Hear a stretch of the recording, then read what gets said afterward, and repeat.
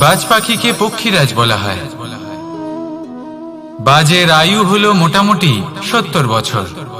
এবার 40 বছর হতে হতেই ওদের পালক লম্বা এবং ভঙ্গুর হয়ে যেতে থাকে, ঠোঁট বেঁকে যায়, ডানা ভারী হয়ে যায়, অর্থাৎ আগের মতো উড়তে পারে না, সেই শক্তি থাকে না।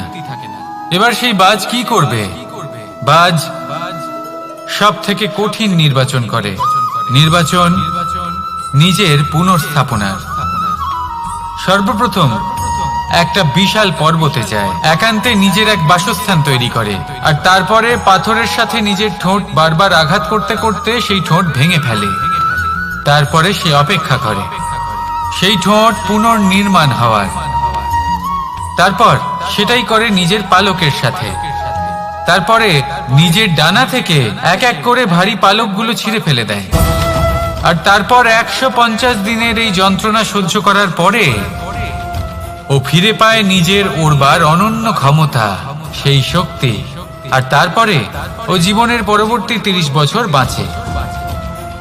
কি বুঝলেন আপনি? যদি ইচ্ছে শক্তি থাকে তাহলে একজন দুর্বলও শক্তিশালী হতে পারে।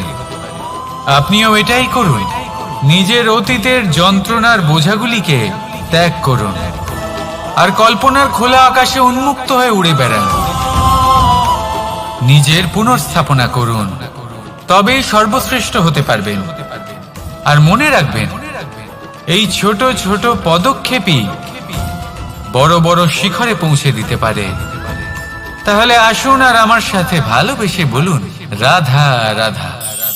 আপনি কি কখনো জলকে নিজের মুঠোতে ধরে রাখার চেষ্টা করেছেন? চলুন আজ করা যাক।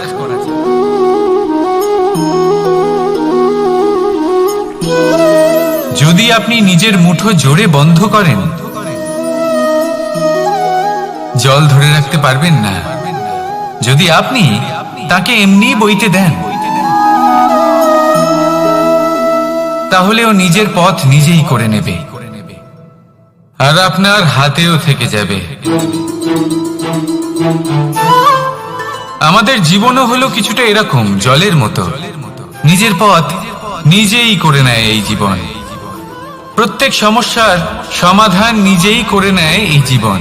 তাই জীবনে যখন কোনো পরিস্থিতি আমাদের প্রতিকূল হয়ে থাকে, কিছুই হয়তো আমরা বুঝতে পারছি না, কিছুই যখন বসে থাকে না, তখন আমরা হতাশ হয়ে পড়ি, নিরাশ হয়ে পড়ি। আর এটাই করা উচিত নয়। শান্ত মনে দেখতে হবে যে এই জীবনে আসলে কি ঘটে চলেছে। কষ্ট সবাই ভোগ করেন। কষ্ট পেলে কেউ রেগে যান, রেগে গিয়ে পরাক্রম দেখান। এটাই তো করা উচিত নয়। শান্ত মনে সেটাই করতে হবে যা জীবন আমাদের শেখাতে চাইছে। জীবন আমাদের সব শিখিয়ে দেবে, শুধু মনে রাখবেন কখন প্রয়াস করতে হবে আর কখন আমাদের প্রতীক্ষা করতে হবে, সেটা আগে আপনাকে বুঝতে হবে। তাহলে আসুন আমার সাথে ভালোবেসে বলুন, রাধা রাধা। বল, শক্তি, পরাক্রম এই সংসারের বিকাশের মূল। কিন্তু কখনো ভেবেছেন যে প্রকৃতি আমাদের এই বল, শক্তি, পরাক্রম কেন দিয়েছেন? যাতে আমরা জীবনে কারোর উদ্ধার করতে পারি, কাউকে সাহায্য করতে পারি, কারোর জন্য ভালো কিছু করতে পারি, কোনো গরিব অসহায় মানুষের জন্য কিছু করতে পারি। এই বল, এই শক্তির সদ্ব্যবহার করতে পারি। কখনো দেখেছেন এমন মানুষ যার কাছে অসীম শক্তি আছে, কিন্তু তার সাথেই অসম্ভব অহংকারও রয়েছে, যিনি নিজেকে সর্বশ্রেষ্ঠ বলে মনে করেন, খারাপ কাজও করেন। আপনি দেখবেন প্রকৃতি এবং মানুষ তাকে ভাঙতে সর্বদা চেষ্টা করেন। মনে রাখবেন, যতই সুবিশাল পর্বত হোক না কেন, তা যদি পথে পড়ে, তাকে ভেঙে পথ প্রশস্ত করা হয়। যদি আপনার কাছে বল থাকে, শক্তি থাকে, পরাক্রম থাকে, তাহলে তার সদ্ব্যবহার করুন, কাউকে সাহায্য করুন, কাউকে রক্ষা করুন। যদি আপনি আপনার শক্তির দুর্ব্যবহার করেন, তাহলে মনে রাখবেন আপনি নিজের বিনাশ নিজেই আমন্ত্রণ করছেন। এবার বল অর্জন করার পরে, শক্তি অর্জন করার পরে আপনি নিজেকে বিনাশ করতে চান নাকি এই সংসারের উদ্ধার করতে চান? সিদ্ধান্ত আপনার। রাধা রাধা। মানুষ আর ধন, এই দুইয়ের মধ্যে সম্পর্ক খুব ঘনিষ্ঠ। ধন হলো সেই শক্তি যার ব্যবহার মানুষ করে থাকে সাংসারিক বস্তু ক্রয় করার জন্য, নিজের জীবন যাপন করার জন্য।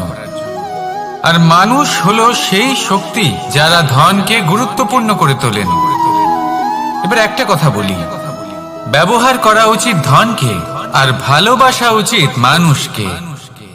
এটা বেশিরভাগ মানুষই বোঝেন না। মানুষ এখানেই সব থেকে বড় ভুল করে বসেন। তারা ভালোবাসেন ধনকে আর ব্যবহার করেন মানুষকে। এ হলো অনুচিত। দেখুন, আপনি একটা সূচের দ্বারা যুদ্ধ করতে পারবেন না, আর কোনো তলোয়ার দ্বারা বস্ত্র সেলাই করতে পারবেন না, তাই না? কোনটা কিসের জন্য হয় সেটা বোঝা অত্যন্ত জরুরি। আপনিও সঠিক দিকে অগ্রসর হন। মানুষকে ভালোবাসুন আর ধনকে ব্যবহার করুন। যদি আপনি মানুষকে ব্যবহার করেন তাহলে আপনি ভালোবেসে ফেলবেন ধনকে, আর এই ভালোবাসা ধীরে ধীরে পরিণত হবে লোভে, আর ধীরে ধীরে এটা আপনাকে বিনাশ করে দেবে। তাহলে সমস্ত মানুষকে ভালোবাসুন আর এইভাবে ভালোবেসে বলুন, রাধা রাধা। সাফল্য কে না চান? সাফল্য লাভ করার, শিখরে পৌঁছানোর আলাদাই একটা আনন্দ রয়েছে। আর আপনজনদেরও কে না চান? প্রত্যেক মানুষ চান যেন জীবনে তার কোনো আপনজন থাকে যারা সব সময় তাদের সাথে থাকবে, কারণ আপনজনের সাথেই তো সাফল্যের আনন্দ সব থেকে বেশি পাওয়া যায়। কিন্তু আসলে কি হয়, অনেক সময় সাফল্যের খোঁজে সেই পথে চলতে চলতে আমরা আপনদের থেকে দূরে চলে যাই। না চাইতেও দূরে চলে যেতে হয়, ওনাদের সাথে সময় কাটাতে পারি না। আর আমরা ভুলে যাই যে সাফল্যের আসল আনন্দ আপনজনদের সাথেই পাওয়া যায়। সফল হওয়ার পরে আপনদের সাথে দেখা হলে তাদের চোখে আমাদের জন্য যে আবেগ থাকে, যে সম্মান, যে প্রেম থাকে, সেটাই হলো আসল পুরস্কার। আমরা সেই কথা ভুলে যাই এবং একা হয়ে পড়ি। বেশিরভাগ সময় এটাই হয়। বেশিরভাগ সময় সফল মানুষগুলি একা হয়ে যান। এবার আপনি কি চান? আপনি অসফল হয়ে দিনগুলি একাকিত্বে কাটাতে চান, নাকি সফল হয়ে আপনজনদের সাথে আনন্দে থাকতে চান? সেই সিদ্ধান্ত আপনার। সাফল্যের পেছনে ছুটুন, নিজেকে উজাড় করে দিন, কিন্তু আপনজনদের সঙ্গ ত্যাগ করবেন না। সেই আপনজন যারা আপনার সাফল্যের জন্য দায়ী, সেই আপনজন যিনি আপনার সাফল্যে আনন্দ পান, সুখ লাভ করেন, তাদের কখনো ত্যাগ করবেন না। আসুন আমার সাথে ভালোবেসে বলুন, রাধা রাধা। ভগবান আর ভক্ত যখন এক আকার হয়ে যায়, যখন ভক্ত তার ভগবানের প্রতি এবং নিজের জীবনের উদ্দেশ্যের প্রতি সম্পূর্ণরূপে সমর্পিত হয়, তখন জন্ম নেয় ভক্তি। এই সংসারের সমস্ত আশা হয়তো আপনার সঙ্গ ত্যাগ করে দিতে পারে, তখনও ভক্তি সাথে থাকবে। ভক্ত আর ভগবান যখন এক আকার হয়ে যায়, তাদের মধ্যে কোনো পার্থক্য থাকে না। তারা এক হয়ে যায়, এক ব্যক্তিত্ব, এক অস্তিত্ব। সেই জন্য কখনো জীবনে যে কোনো রূপেই, যে কোনো প্রকারেই, যে কোনো ঈশ্বরকে মান্য করুন। মনের মধ্যে শ্রদ্ধা ভাব জাগ্রত করুন, মনে ভক্তি ভাব জাগ্রত করুন। এই সমগ্র সংসারে সব কিছু আপনাকে ছেড়ে চলে গেলেও তখনও এই ভক্তি শুধুমাত্র আপনার উত্থান ঘটাবে। তাই মনে ভক্তি জাগ্রত করুন আর আমার সাথে ভালোবেসে বলুন, রাধা রাধা। শব্দই হলো শূন্য, শব্দই হলো আরম্ভ, শব্দই হলো অন্ত, শব্দই হলো অমর, শব্দই হলো ব্রহ্ম। এই শব্দ হলো অত্যন্ত বিশেষ। কেউ কাঁদলে তাকে হাসিয়ে তোলে, কেউ হাসলে তাকে কাঁদিয়ে দেয়। কারোর মনে উদ্দীপনা জাগিয়ে তুলতে পারে, আবার কারোর মনে কাঁটা হয়ে বিঁধে থাকতে পারে। একটা অত্যন্ত গুরুত্বপূর্ণ কথা যা বোঝা অত্যন্ত আবশ্যক। আপনার মন, আপনার হৃদয়ে যতই শুদ্ধ হোক না কেন, যতই পবিত্র হোক না কেন, আপনার দৃষ্টিভঙ্গি যতই স্পষ্ট হোক না কেন, যদি আপনার কথা পবিত্র না হয়, যদি আপনার শব্দ শুদ্ধ না হয়, তাহলে তা আপনাকে আপনার কর্মফল ভোগ করতে বাধ্য করবেই। একটা সহজ উদাহরণ দিই, আপনার জীবনে এমন কেউ অবশ্যই থাকবেন যাকে আপনি পছন্দ করেন না, যিনি হয়তো অধর্মী মানুষ, যিনি হয়তো দুর্বুদ্ধি সম্পন্ন মানুষ, কিন্তু তার জন্য অপশব্দ প্রয়োগ করলে তার মধ্যে কোনো পরিবর্তন আসবে না, তার মানসিকতা বদলাবে না, শুধু মনে প্রতিশোধ স্পৃহা জেগে উঠবে, মনে হিংসা জাগবে, আর কিচ্ছু না। সেই জন্য নিজের শব্দকে নিয়ন্ত্রণ করুন, নিজের কথা সংযত করুন। শ্রেষ্ঠ থেকে শ্রেষ্ঠতর মানুষকেও সাবধানী হতে হয়, কারণ যদি এই শব্দের প্রয়োগ সঠিক না হয়, তাহলে আজীবন মানুষকে নির্বাক হয়ে থাকতে হতে পারে। তাহলে নিজের শব্দ নিয়ন্ত্রিত রাখুন, নিজের কথাকে শুভ করুন, এতে প্রেমবোধ জাগিয়ে তুলুন, আর সেই প্রেমবোধ নিয়েই বলুন রাধা রাধা। বরদান এবং অভিশাপ, এই দুই হলো একই মুদ্রার দুটি পিঠ। এই বরদান আমরা অনেক কারণে পেতে পারি, কখনো নিজের পরিশ্রমের কারণে, কখনো নিজের তপস্যার কারণে, কখনো আমাদের পূর্বপুরুষদের কর্ম ও তপস্যার কারণে। কিন্তু এই বরদান কতক্ষণ বরদান থাকবে তা আমরা নিশ্চিত করতে পারি না, তা সুনিশ্চিত করে শুধুমাত্র আমাদের কর্ম। যদি আপনাকে উদাহরণ দিই, আপনি রেশমের কীট দেখেছেন? ও বরদান পেয়েছে যে ও নিজের সুরক্ষার জন্য খোলস বানাতে পারে। এবারও তাতে এত মত্ত হয়ে যায় যে এমন এক আবরণ বানিয়ে ফেলে যাতে সে নিজেই আবদ্ধ হয়ে চাপা পড়ে মরে যায়। এটার তাৎপর্য কি? তাৎপর্য খুবই সরল। গর্ব করা খুবই ভালো, কিন্তু অহংকার করা কখনোই উচিত নয়।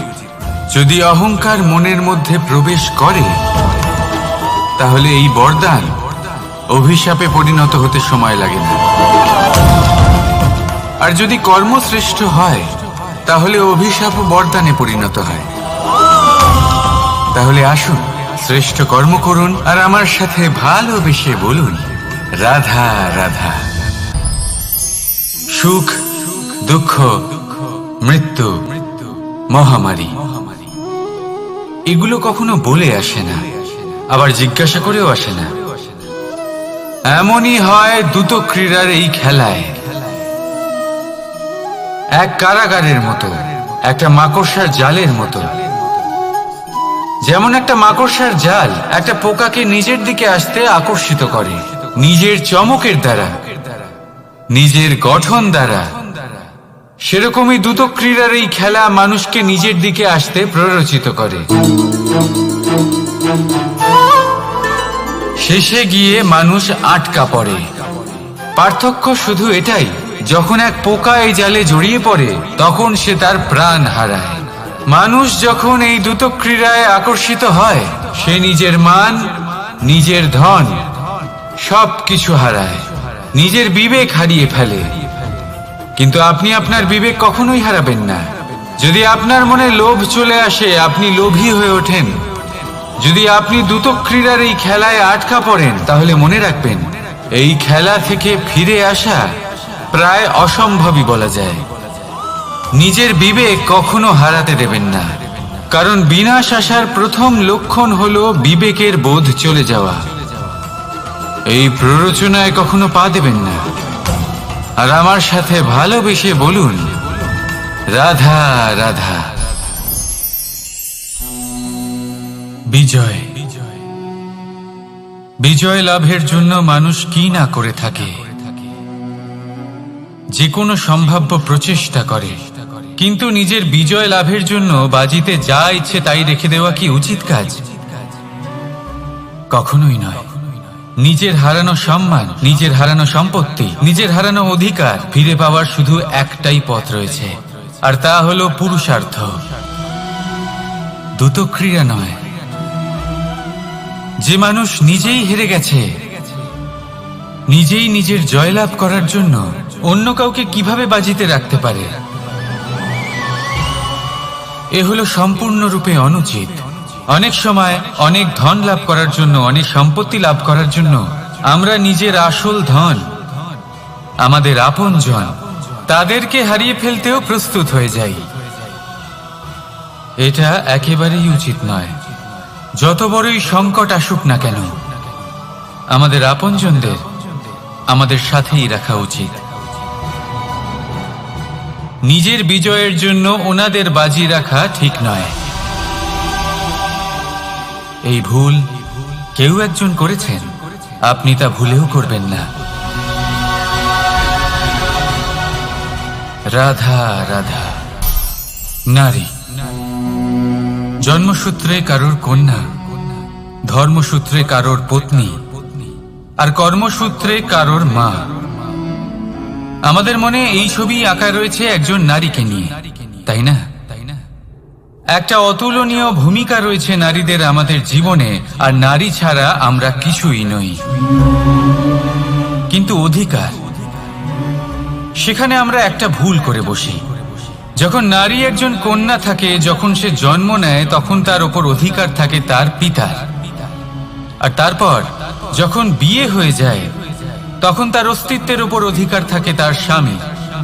আর যখন তিনি মা হন, তখন নিজেই তিনি জীবনের সমস্ত অধিকার দিয়ে দেন তার সন্তানকে। কিন্তু আমরা কি কখনো এটা ভেবেছি এই জীবন হলো তার নিজের? যে নারী সবার কল্যাণ করছেন, তার জীবনের অধিকারও তার কাছেই থাকা উচিত, তাই না? তার নিজের জীবনের সিদ্ধান্ত সে নিজেই নিতে পারেন, নিজেই নিজের ভাগ্যের রচয়িতা হতে পারেন। আর এর জন্য আমাদের নিজেদের পাল্টাতে হবে, দৃষ্টিভঙ্গি পাল্টাতে হবে। কারণ এই ধারণা সেটা আজ বা কালকের ব্যাপার নয়, এটা ঘটে চলেছে বহু বছর ধরে, আর চলতেই থাকবে যদি আমরা এটা না বদলাই। আর এটা তখনই সম্ভব হবে যখন আমরা নিজেদের মধ্যে পরিবর্তন আনব। তাই আজকের পর থেকে, এই মুহূর্ত থেকে, কোনো নারীর ওপর অকারণ অধিকার স্থাপনের আগে সহস্রবার ভেবে দেখবেন। কারণ যখন নারী নিজের অধিকার কেড়ে নিতে বাধ্য হবেন, তখন শুধু এবং শুধুমাত্র বিনাশই ঘটবে। রাধা রাধা।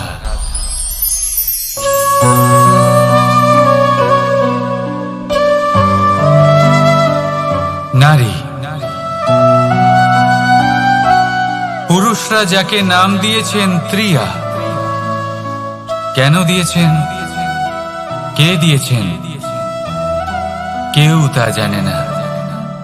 কথায় আছে, পুরুষরা ভাবেন যে ত্রিয়া, ভাবেন একরকম, বলেন অন্য কিছু, আর করেন অন্য কিছুই। কিন্তু সত্যিটা কি এটাই?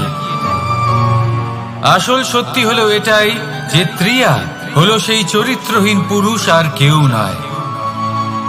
সেই পুরুষ যারা নারীকে বলেন যে আপনি হলেন মা, আপনি হলেন দেবী, আপনি হলেন বোন। আর ভাবেন কি? ভাবেন যে এই নারী হলো আমাদের পায়ের ধুলো, আর কিচ্ছু নয়। আর কি করেন? ওনাদের মাথায়, ওনাদের খোপায় মালা পরিয়ে দিয়ে ভাবেন যে ওনারা হলেন তাদের পায়ের ধুলোর সমান। একজন নারীর সম্মান ভঙ্গ করেন, তাদের দাসী মনে করেন। ভুলবেন না, যত্র নারীয়াস্ত পূজ্যন্তে রমন্তে তত্র দেবতা। অর্থাৎ যেখানে নারীকে পুজো করা হয়, সেখানে ঈশ্বর বাস করেন। আর যেখানে নারীকে অপমান করা হয়, সেখানে ঈশ্বর এবং ভাগ্য এই দুই রুষ্ট হয়। মনে রাখবেন, যদি নারী কল্যাণকারী হতে পারেন, তাহলে নারী মহাচণ্ডী রূপও ধারণ করতে পারেন। যদি একজন নারী মাতা হয়ে জন্মদান করতে পারেন, তাহলে নারী মৃত্যু হয়ে বিনাশও করতে পারেন। যেখানে নারী অপমানিত হবেন, সেখানে মহান ভারতও মহাভারতের পথে অগ্রসর হতে পারে।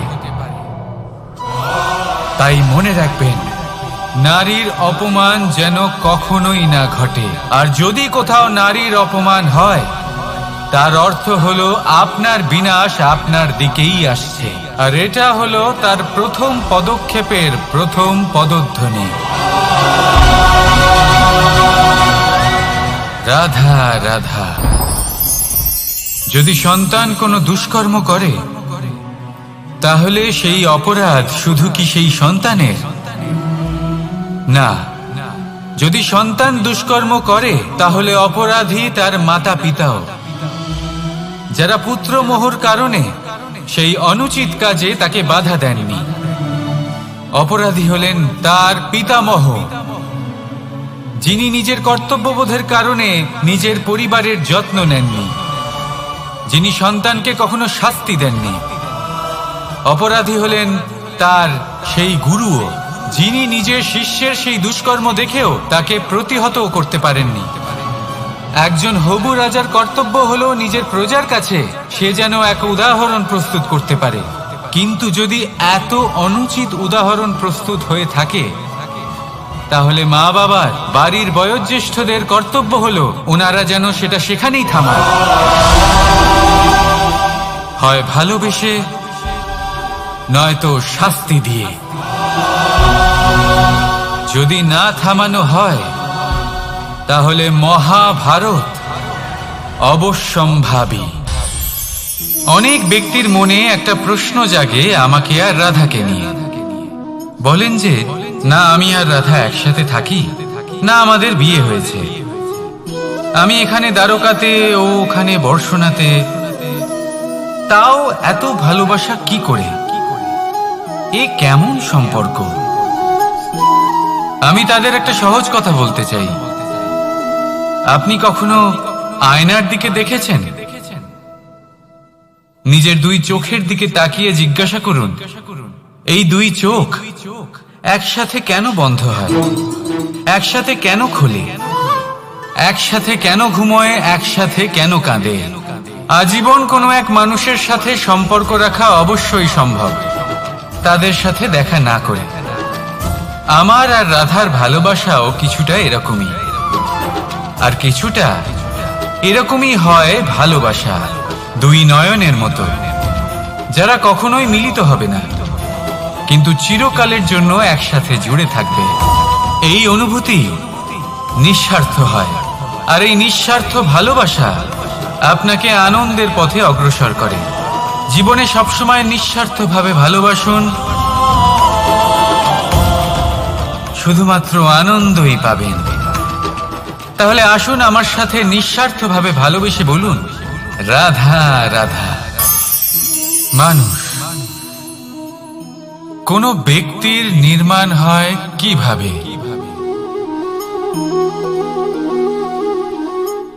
কেউ বলবেন পঞ্চতত্ত্বের দ্বারা, কেউ বলবেন আত্মা, দেহ ও চেতনার দ্বারা, কেউ বলবেন ঈশ্বরের কৃপার দ্বারা, তো কেউ বলবেন এই প্রকৃতির পরীক্ষার দ্বারা।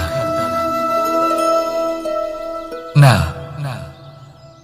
মানুষের নির্মাণ হয়ে থাকে বিশ্বাস দ্বারা। ব্যক্তি তখনই গড়ে ওঠেন যখন ব্যক্তিত্ব থাকে, ঠিক কিনা? আর ব্যক্তিত্ব তখনই হবে আর সেরকমই হবে যেরকম বিশ্বাস আপনি নিজের উপরে রাখবেন। যদি আপনি মনে করেন আপনি বিষের ন্যায় হবেন তাহলে আপনি বিষাক্তই হবেন। যদি আপনি এটা মনে করেন যে আপনি অমৃতের ন্যায় হবেন তাহলে আপনি অমরই হয়ে যাবেন। যদি আপনি নিজের উপরে বিশ্বাস রাখেন যে আপনি সংসারের সব থেকে উঁচু পর্বতের শিখরে পৌঁছতে পারবেন তাহলে আপনি অবশ্যই পৌঁছবেন। যদি আপনার এরকম মনে হয় যে আপনি এরকম কখনো করতে পারবেন না তাহলে এরকম কখনোই হবে না। ভেবে দেখবেন, বিশ্বাসের মধ্যেই বিশ্ব বাস করে থাকে, তো আপনার অস্তিত্ব কেন করবে না? যেমন বিশ্বাস আপনি নিজের উপরে রাখবেন তেমনই আপনি হয়ে উঠবেন। সেই জন্য নিজের উপরে বিশ্বাস রাখুন, আর হ্যাঁ, ভালোবেসে বলুন রাধা রাধা। শত্রুতা, একজন মানুষ অন্য মানুষের সাথে শত্রুতা করে বসেন, দুজন ঘনিষ্ঠ বন্ধু। এমনও এক সময় আসতে পারে যখন এনারা একে অপরের শত্রু হয়ে ওঠেন। এর অনেকগুলো কারণ হতে পারে, কিন্তু মূল কারণ হলো আলোচনা। আগে হ্যাঁ, আপনি যদি কারোর বিষয়ে আলোচনা করেন তাহলে সে আপনার শত্রু হয়ে যেতে পারে। এবার মনে একটা প্রশ্ন আসতে পারে যে এটা কিভাবে সম্ভব হতে পারে? আলোচনা এটা তো অত্যন্ত জরুরি। যদি আমি নিজের বন্ধুর খারাপ কাজের বিষয়ে আলোচনাই না করি তাহলে সে শুধরবে কি করে? এ কথা সত্যি যে আলোচনা আবশ্যক, কিন্তু তার থেকেও বেশি গুরুত্বপূর্ণ এবং আবশ্যক হলো আপনার এই সিদ্ধান্ত এটাই যে আপনার এই আলোচনা কোন স্থানে করবেন। যদি এটা সবার সামনে করবেন ভাবেন, তাহলে তা অপমানও হয়ে যেতে পারে। যদি এটা আলাদাভাবে করেন তাহলে তা পরামর্শ হয়ে যায়। অপমান কেউ স্বীকার করতে পারেন না, কিন্তু পরামর্শ সকলের ভালো লাগে। তাহলে যদি আপন কারোর জন্য ভালো কিছু চান, কাউকে শুধরে দিতে চান, আর আপনার মনে হয় আলোচনা আবশ্যক, তাহলে সর্বপ্রথম সময়, পরিস্থিতি আর স্থানের কথা মনে রাখবেন, নয়তো এই আলোচনা আপনাকে খুব ভোগাতে পারে। তাহলে আসুন আমার সাথে ভালোবেসে বলুন, রাধা রাধা। আপনার জীবনেও কি সমস্যা রয়েছে? অবশ্যই থাকবে।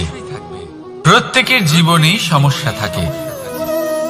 প্রত্যেক মানুষ জিজ্ঞাসাও করেন যে এই সমস্যা আসলে কি আর কেন আসে জীবনে। আপনাকে একটা কথা বলে দিই যে সমস্যা আসলে সেটা নয় যা আপনার পথে বাধা সৃষ্টি করে, বরং সমস্যা হলো সেটাই যেটা আপনি তখন দেখতে পান যখন আপনার একাগ্রতা আপনার পথ থেকে, আপনার লক্ষ্য থেকে সরে যেতে থাকে। আর এই সমস্যাগুলি দূর করার জন্য, এর সমাধান করার জন্য একটাই পথ আছে, নিজের সমস্ত ভাবনা আরো একবার একাগ্র করুন নিজের পথের দিকে, নিজের লক্ষ্যের দিকে। আপনার সমস্ত ভাবনা যদি কেন্দ্রীভূত হয় নিজের লক্ষ্যে, তাহলে এই সমস্যা দূরে থাকবে। যদি এরকম না হয়, যদি আপনার মন একটু অন্যদিকে চলে যায়, তাহলে এই সমস্ত সমস্যা আবার সামনে চলে আসে আর বাড়তেও থাকে। দেখুন, যেখানে আপনার লক্ষ্য রয়েছে, বাণ যদি সেখানেই চালাতে হয়, তাহলে দৃষ্টি তো সেদিকেই রাখতে হবে। তবেই তো আপনি সেই লক্ষ্য ভেদ করতে পারবেন। সেই জন্য মনে রাখবেন, সর্বদা লক্ষ্য রাখবেন নিজের পথে, সেই পথেই সামনে এগোতে থাকুন নিজের লক্ষ্যের দিকে। আপনি যত সামনে এগোতে থাকবেন এই সমস্যা তত পিছিয়ে যাবে। তাহলে আসুন আমার সাথে ভালোবেসে বলুন, রাধা রাধা। এই পাখিরা সত্যি খুব সুন্দর, আমার খুব ভালো লাগে। আপনি নিশ্চয়ই শুনে থাকবেন যে কিছু পাখির কাছে ডানা অবশ্যই থাকে, কিন্তু উড়তে পারে না। তারা চায় উঁচু আকাশে উড়ে বেড়াতে এবং মেঘেদের সাথে কথা বলতে, করতেই পারে না। এবার এই সংসারেও পাওয়া যায় ঘুড়িও। এদের মধ্যে না জীবন আছে, না প্রাণ আছে, আর না আছে ডানা, কিন্তু এরা আকাশের সাথে কথা বলে, হাওয়ার বেগের সাথে কথা বলে, আনন্দ করে, উৎফুল্ল হয়ে ওঠে, আকাশে জীবনের কিছু মুহূর্ত কাটায়। তার কারণ কি হতে পারে? কারণ হলো সুতো। এই সুতো যদি সঠিক হাতে থাকে, তাহলে এই কাগজের তৈরি ঘুড়িও আকাশের উচ্চতায় উড়ে বেড়াতে পারে। এবার এই সুতো আসলে কি? এই সুতো হলো আসলে ভালোবাসা। এই সুতো হলো আসলে বিশ্বাসের। আর এটা আপনি দিয়ে থাকেন তাদের হাতে যাদের আপনি বিশ্বাস করেন, যাদের আপনি নিজের সর্বস্ব দিয়ে দেন।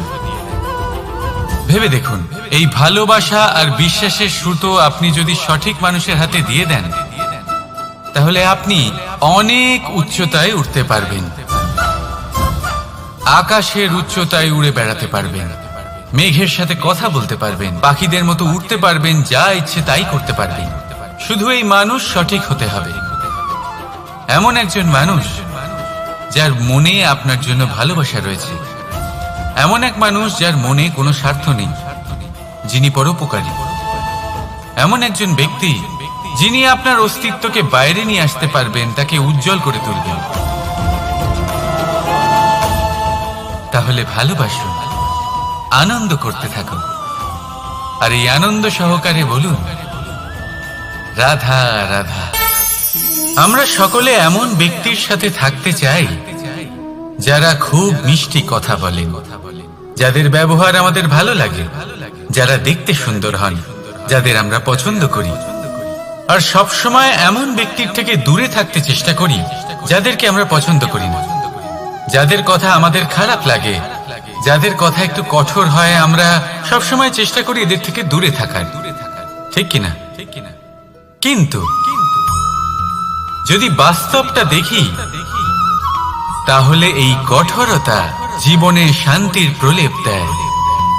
ওষুধও একটু কড়াই হয়, কিন্তু এ কি করে? আমাদের সুস্থ করে তোলে। ঠিক সেইভাবেই ভালোবাসার এই অধ্যায় একটু কঠিন, একটু কড়াও মনে হতে পারে, কিন্তু এর ফল সবসময় আপনাদের স্বাস্থ্যের পক্ষে ভালোই হয়।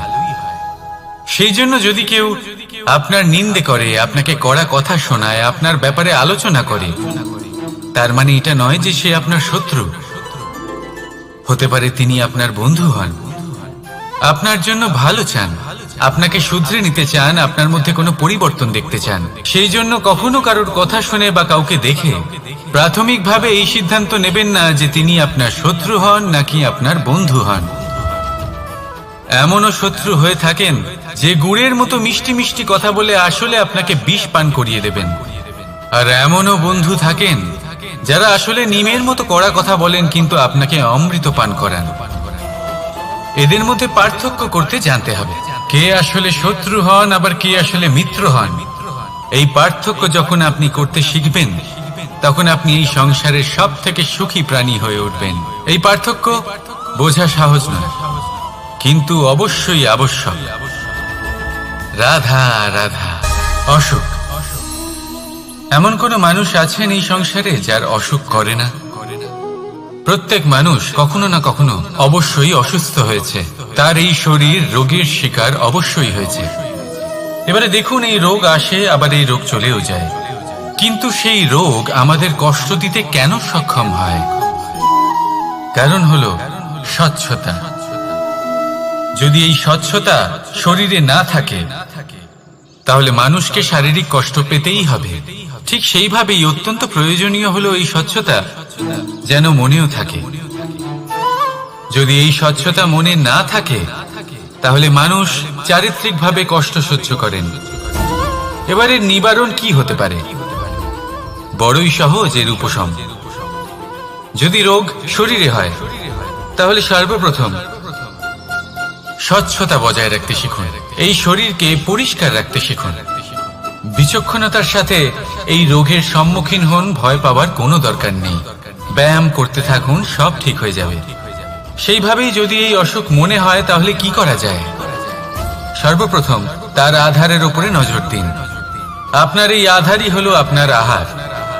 যা আপনি আহার করবেন সেরকমই মানুষ হয়ে উঠবেন। সেইভাবেই আপনি যেরকম ভাবেন সেরকমই মানুষ হয়ে উঠবেন। সেই জন্য নিজের ভাবনাকে শুভ করুন, নিজের দৃষ্টিভঙ্গিকে শুভ করে তুলুন, সবকিছু সঠিক হবে। আপনার আমার সবার মধ্যেই এক রাক্ষস বাস করে, তার সম্মুখীন হন, তাকে পরাস্ত করুন।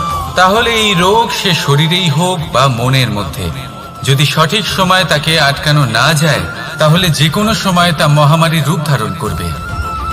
সেই জন্য সাবধানে থাকুন, সুস্থ থাকুন। তাহলে আসুন আমার সাথে ভালোবেসে বলুন রাধা রাধা।